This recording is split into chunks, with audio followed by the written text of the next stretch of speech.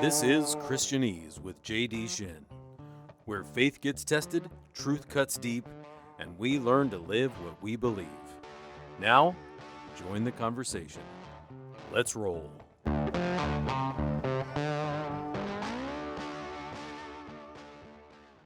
Okay, so let's start this.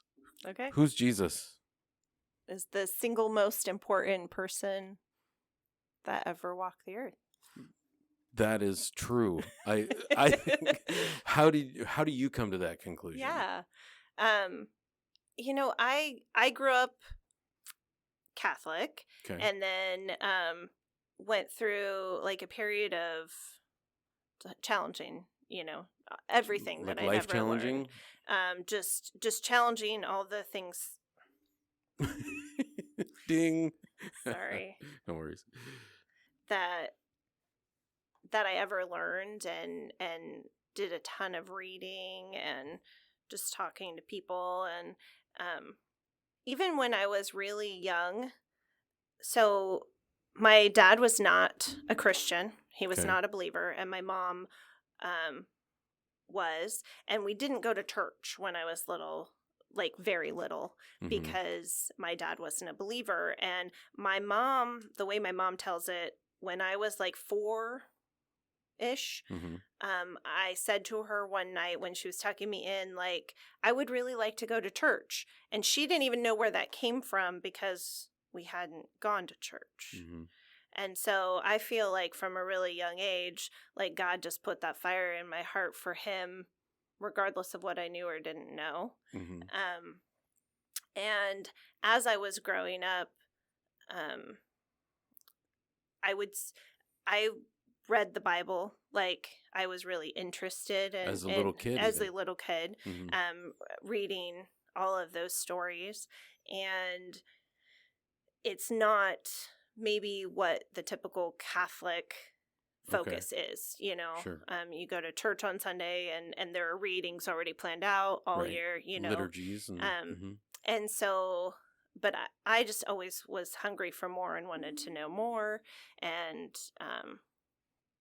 I feel like it's always been a part of me. It's not, some people have like some experience where Sure. it's like this life-changing something. And I can't say that I haven't had something like that.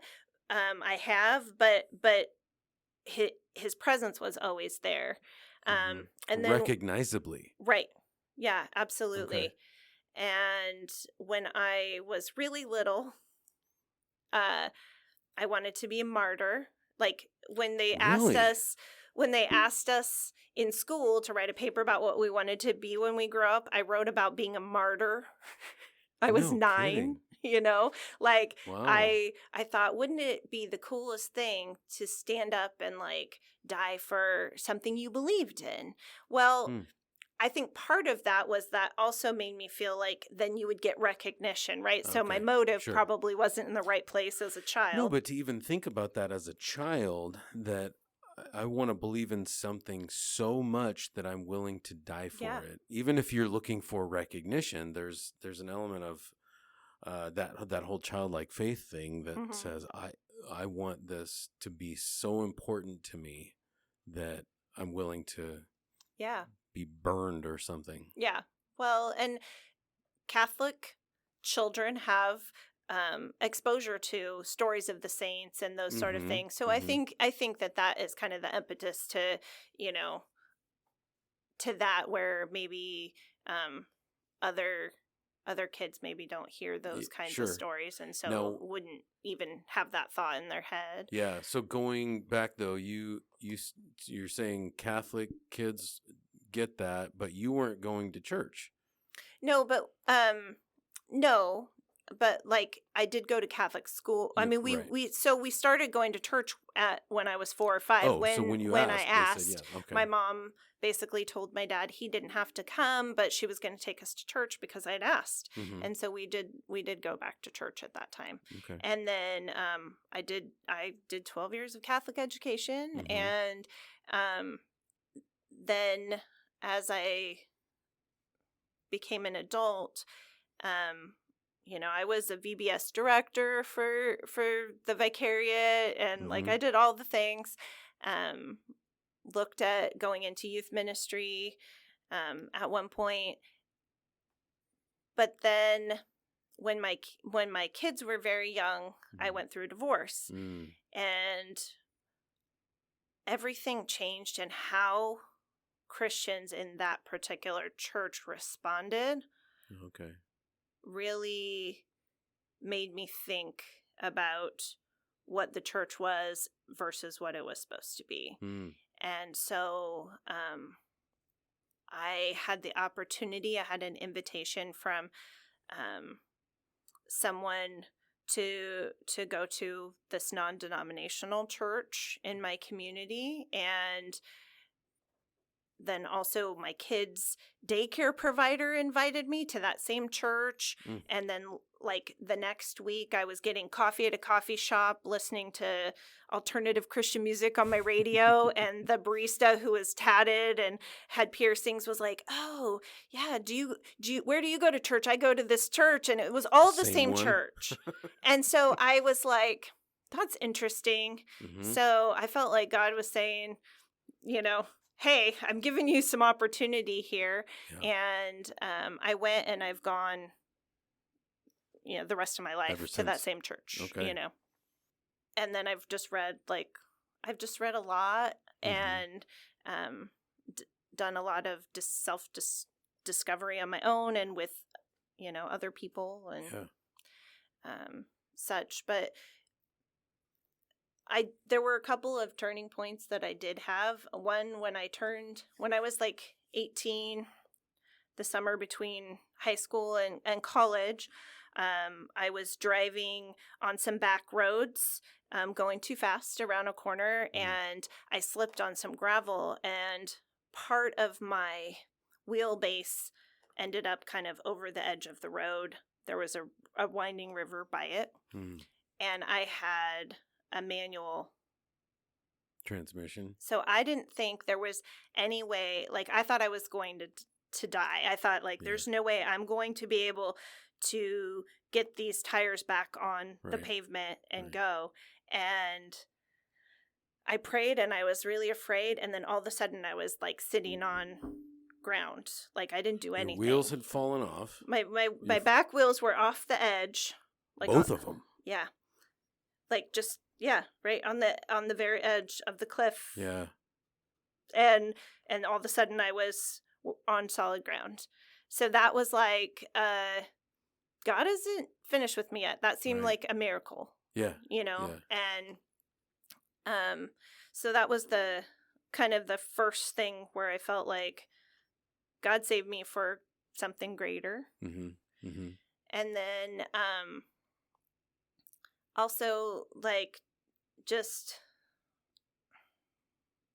I don't know, I lost my train of thought. I mean, that's such a powerful... It was, yeah. It was such a powerful experience. I had something else that I was going to share too, and then...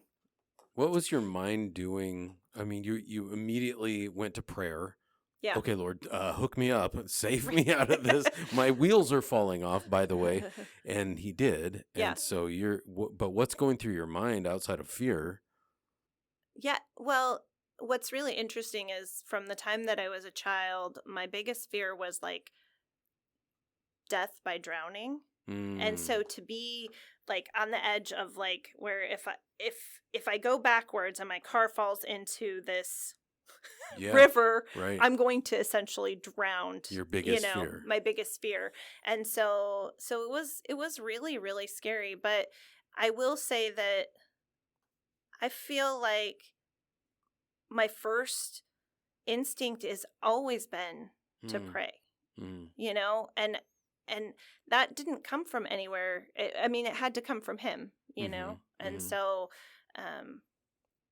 I don't think that's common. I mean, maybe that's just me and I have to process things or something, but it seems like that's not a common thing, that people's first instinct right away is to just talk to Jesus about whatever that thing is. Do you feel like that's unique to you, or? Well, I don't know about other people's experience. Sure. I feel like when I was a child, I was not popular, I didn't have a ton of friends, and so like Jesus was my friend. He was the person that I conversed with, and so that's carried through my whole life. I mean, doesn't matter now, how many friends and people that I know, and all these amazing community that I have around me. My first go-to is always going to be him for guidance. And then, and I remember what I was going to say. So I would say the second time where I felt like a really big shift in my faith was I could see something happened where I went from, and most of us experience this, where we something bad happens and we're like, God, why do you let this happen? Right. And I've had a lot of those experiences. And I have always been a writer, so I have a lot of journals and stuff like that. And I went through something, and for the first time in my life, it wasn't, God, why are you doing this? Why is this happening? It was, what do you want me to learn from this? Right. And it was a shift in my mindset. Like, he had proven himself to be faithful through this hard thing and this hard thing and this hard thing and this hard thing. And I got to a point where it was like, I wasn't questioning why this was happening anymore, because I knew that something good was going to come out of that. Right. And so, but it was really interesting to go back in my journals and see, it written out where there was questioning God. I mean, sometimes to the point of like, I don't even believe you exist. Here I'm talking to you, but this is what I'm saying, right? Sure. Okay, this is really, for lack of a better term, but what's the purpose in this? What do you have for me? What do you have for somebody else through me? And I would like to think that since that point, that's been my response to the hard things that have come about. And I think in some ways also, like through COVID, wildfires, all the different things that have gone on in maybe the most recent last few years, people in general are also less sensitive to traumatic things happening overall. It's maybe easier for us to go, okay, just another thing. No surprise here. So part of that could be just like something that all of us are seeing, right? As a whole, we're less surprised by things that were catastrophic than we used to be. Right. And there's a desensitization that's definitely gone on in the world. Right. And yet when something happens to an individual, I mean, I can look and see right now there's a war going on in the Middle East. And that's nothing new. That's been going on for, hundreds of years. But it comes and goes, but people are dying. But that's, in some sense, it's unfortunate, but we kind of go, it's happening thousands of miles away from me. It's not affecting me. So I'm not as reactionary to it. But then when something really terrible happens, like your wheels fall off of a cliff and you're about ready to die, and in your worst possible fearful moment is coming true, and your immediate response is to talk to your friend. That's one of the things I'm noticing that's unique about the way your lifestyle has been an interaction with God, is that it's not it's time to pray now. Like we have our set time to pray. It's the unceasing prayer that Paul talks about. That constant communication with him as a friend, but there's also, I was noticing this as you're talking, there's a submission to him, because I think this is one of the things that especially Protestants run the risk of is, he's my friend, he's my homie, but we lose the reverence that's often Oh. in like the high church, so-called Right. high church. The Orthodox and the Lutherans even have a lot of liturgy and have a reverence, but Jesus is my homeboy. He's still kind of king of the universe. We should probably address him Right. in that fashion more than we just have him as friend. And yet he wants to be our friend. He calls us, he says even to the disciples, I call you friends. Right. And so there's this dynamic that you've kind of almost, I hate to use this term, but it's the only one that comes to mind. You've kind of mastered this term of submission to your friend, Jesus, King of the universe. Yeah, I definitely hear what you're saying, and there isn't enough reverence for sure. I would agree with you on that. We want a God that saves us, and then we also want him to let us do whatever we want to do. Aren't we cute? And you can't have both. No. And one of the things growing up, a lot of people, their kids played sports on Sundays, right? So they didn't go to church, or they were on vacation, so they didn't go to church. And I told my kids, if you have a game on Sunday, you're going to church. And it's not because I think, like very rigidly, like church is the end all be all. But I'm like, why would we expect God to do for us and make sacrifices for us, the ultimate sacrifice, right? When we don't choose to ever sacrifice for him, And so that was the mindset that I approached, with my kids and how we did things. And I think maybe because I grew up in a church that was more Orthodox, right? The Catholic Church, that reverence was instilled at a young age. Yeah. And then as I got older, I also got to see God as less accusatory and demanding and more patient and loving and merciful. And so so my upbringing has kind of melded those two things together in me. Yeah. I think people could, to your point, kind of make an accusation. Oh, you're being legalistic. You're making a kid go to church when they're just trying to have fun with their friends. How mean of you. What do you say to that? Yeah. I have been accused of that, obviously, but I don't think the opportunity for a salvation, like if your kid was going to go drink and then drive, you would stop them, right? I mean, we have the opportunity to give our kids the foundation to be saved for the rest of their life, to be in heaven, to have the greatest relationship that they'll ever have. And so why would we do anything short of affording them that opportunity? Yeah, absolutely. Our pastor was talking about a guy in our church whose son sacrificed everything, and the dad was kind of mourning that he didn't do what you did. The son made it to the NFL, and he had all the money and everything that goes with it, but he lost his soul, at least for the time being. He may return and such, but the dad was just going, I might have did this the wrong way. I might have missed something by getting him to all the camps and not making his spiritual life a higher priority than, and we can put anything on it, education.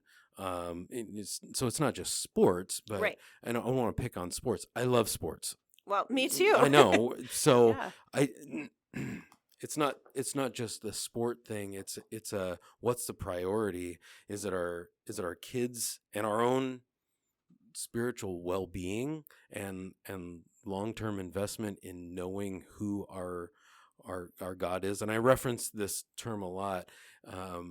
There's a lyric, and I always mess it up when I start thinking about it, but the privilege that we have to dance with the divine.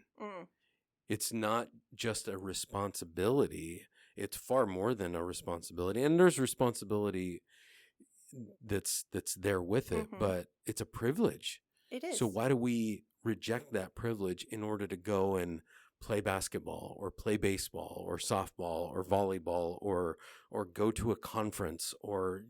I sound like a Right. seal, but our relationship with the Almighty is far more impactful and important, and we kind of slough it off because maybe it's a first world thing. I don't know what is it that makes us as a society put the things of God as a lower priority than The things of heaven. Yeah. I think that a lot of our focus, we've lost focus on that this isn't our home. Yeah, it's true. I mean, how often in any given day do you go, "Oh my gosh, I just can't wait to go to heaven. Right. I can't wait to die." Mm-hmm. People don't do that. Right. They're trying to make heaven here. They're Mhm. trying to make, and we've got lots of mantras in our society right now about do what's best for you, not what's best for other people, Mhm. do what makes you happy. And that's how people live. They Mhm. don't live, they live as this is the end game, Mhm. right? And Mhm. that there's not something next. Right. And so as Christians, we really need to stop and be careful about putting him in his proper place Mhm. and seeing this as a temporary space where we can encourage others to Mhm. also get to know him. Mhm. And most people, even Christians, I don't think live with that mindset. Mhm. Like most Christians are like, "Oh, I believe in God. I'm going there eventually," Right. and It's the then that's about American it. mentality. I'm an Right. American, therefore I'm a Christian, therefore I'm going to heaven. Right. That's all. And I think to the verse where he says, many will say, "Lord, Lord," and I'll Yeah. say, "I did not know you." Right. Right. Uh, That verse terrifies me. yeah. Yeah. And I think it's really important for us to look at how we're living, look at Mhm. how we're viewing things, and Mhm. and submit to him. Mhm. And I can't say that like I go through every moment of every day, every choice, Mhm. which we should, right? And Mhm. say, "Hey, what do you want me to do here, Lord?" Mhm. But I'm hoping that I'm making strides toward being more submissive to him and less submissive to my own worldly, Yeah. desires or Yeah. We my obligations or my whatnot. Raylan and I were watching the series, I think it's on Prime, David, the life of David. Mm-hmm. And the person that I was most drawn to in terms of what you're talking about is this constant interaction with God that was Samuel, the Mm-hmm. prophet Samuel, and how he's just kind of always tuned in to what God wants. And he's a prophet. That's Mm-hmm. not only his title, but his lifestyle. Mm-hmm. I'm turned on to this idea that a person can be so tuned in that every little interaction, well, Lord, what do you want me to put in this spreadsheet for what I'm working on? Mm-hmm. How it seems almost silly, especially to a person that's not connected to the creator of the universe. But it's not silly. He's my king, and so I want to do it the way he wants me to do it. I mean, even things that conservatives and liberals kind of argue about. Well, we need to participate in justice, right? Isaiah talks about that Mm-hmm. we should look out for the downtrodden. Defining who that is might be where we might disagree, but it's still an important part of living out that prophet interaction with God and then doing something with it on the daily, on the momently. Mm-hmm. Did I make up a word? I think I did. I'm winning that. So I don't know how do you get to how did you get to that spot? You talked before about how God's always just kind of been in relationship with you, but are there things that you've put in practice that have led you to be more interactive? Like you said, it's not perfect, but are there things that are helping you be more interactive with God? Yeah, absolutely. I think the first and foremost has maybe been, I don't know, 15, 18 years ago. I had went on maybe the only women's retreat I've ever been on in my life. And one of the things that they did prior to the retreat, as this group of women that was running the retreat had created a bookmark for each woman to take home, and it just had Bible verses on it. And it had like 30 days of Bible verses. Okay.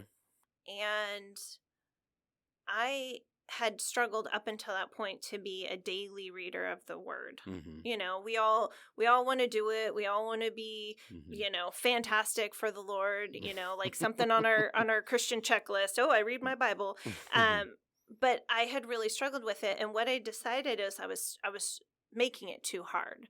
And so I decided that every morning when I woke up, instead of looking at my phone, instead of doing whatever, did we have phones back then? I don't know. But it was on the wall. Yeah. But I would look up that one verse. Yeah. You know, and I would write it down. Because I think we all learn better, you know, we see it, we say it, we write it, you know. And then I would write down my thoughts about that. And so I just started doing that, like one verse a day. Yeah. And it created a habit of 15 years of reading my Bible daily, or being in the Word daily, you know. And are there a couple of days, you know, here and there that I miss? Yes, but for the most part, I don't. And but it started with just a verse a day. Yeah. I was trying to read too much. I was trying to do too much. I was trying to hold myself too accountable. And so I think that we struggle to have a quality relationship or submit to God when we don't know who he is. And we don't know who he is if we don't read the word. Yeah. We think we know. Right. And, you know, we liken them to earthly fathers who fail. We liken him to somebody who's more like a president or a king, like a political figure who might look down on us and squash us, you know. And then when we start reading about his character, everything changes, right? And when we get to know who he is and his character, we can, you know, it's not like God is trying to keep things from me when he tells me not to sin. It's like, oh, he really has my best. Yeah. And you can see that unfold. Sure. But you have to be open to reading and getting to know him. I mean, you wouldn't call somebody your friend if you saw them once every 10 years for 5 minutes. Right. It requires, you know, intimate relationships require, you know, daily communication or weekly often communication to really get to know somebody. And so why would that be any different with God? And that turning point, I think, me understanding who he was, not who I thought he was, made a huge difference. Yeah, it goes in the face a bit of those that look at the Bible as merely a historical document. It's living and active. We read that in the Word, but then you see it throughout the scarlet thread of how it interacts, how the Word interacts with the people, how God interacts with the people throughout the whole of Scripture. Even in times like, I think of what Jeremiah writes about. It's one of those verses that I go, oh, you're taking it out of context. But he's saying to the people of Israel, look, I have a plan for you to prosper you, but you're being heinous. So I've got to punish you so that you can see how much I care and I want you to be restored. I have this plan for you, but in order for you to see it, you're going to go into exile and it's going to suck. I mean, I'm paraphrasing, obviously. No, but that's the heart of God, is that we would look to the right things that he has for us, not the ugly things that we concoct of our own nature. But we, to your point, we don't get that. We get this mythology God if we just let it come from our own creativity and what we think, because our minds are wrong. But we get to see who he really is by looking at the pages of Scripture. Right. And I mean, I think there's nothing wrong with, and I do a lot of it, supplemental reading from other authors. But if all you read are books and you don't read the book, that will misconstrue your perception of God also. Yeah. You know, so I think making sure that the Bible is first and foremost, and those other Mhm. things are just supplemental. Yeah. So, This is a weird question, but when did you learn to read? like, at what age? Yeah, what age? 4, maybe? Okay. So, and that's when you started reading Bible stories. Yeah, I got like a children's Yeah. Bible when I was that age for Christmas from someone, I'm not sure who, and Yeah. I still have it, like the Do you kid really? Bible. Yeah. And it's been just imparted to you over those years of consistently or times of inconsistency, but it's still getting in there. Mm-hmm. Yeah. Yeah. The power of God's word. Yep. I like it. Good conversation. Thanks. Thanks for joining me. Absolutely. All right. I met Carmelle when we were both serving in the world of chambers of commerce. We were both working in that field, and she came into my office for a meeting just with executives and stuff, and she exuded something special. And what I realized after hearing her story today was that the really special part of what Carmelle exuded when I met her that first time was that she really truly walks with Jesus. She's got this unique, exciting relationship with Almighty God that is it's fun to be around. She's a fiery person, if you didn't pick up on that, but she's really she's got a great sense of God's voice in her life. And I think after listening to it, you hear people talk about that, but she physically experiences that, and it shows up in her life. I think we can all be encouraged a little bit in that that relationship that God desires for us to be in with Him. This dance with the divine that I constantly reference, and many of you are probably annoyed by that fact, but that's okay. I'll do it anyway. He wants that for all of us, and it's leaning into that relationship that brings about a real source of joy, peace, and even power in various ways. So thanks, Carmelle, for joining us. I look forward to hearing more of these stories. I know we're only episode 2 into this season, but man, there's some good ones coming, and I hope you're here for the whole thing of it. Like and subscribe if this is meaningful to you. Share it with somebody that you think would be encouraged by it. And I look forward to having more discussions about faith and how we can grow in it. I'll talk to you next time. I love you.